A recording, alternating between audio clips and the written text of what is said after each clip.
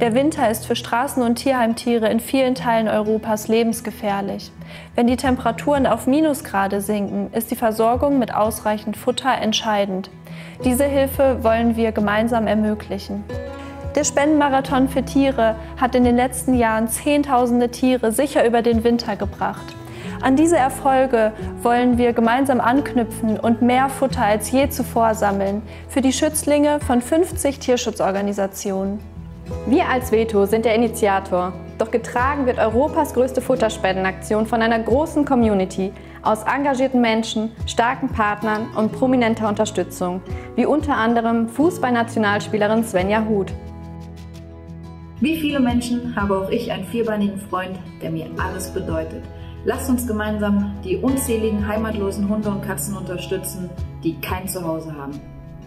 Auch Sängerin Monika Martin unterstützt den diesjährigen Spendenmarathon für Tiere.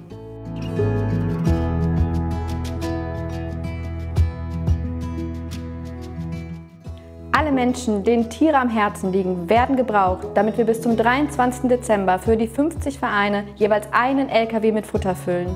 Sei auch du Teil unserer großen Online-Hilfsaktion und spende Futter.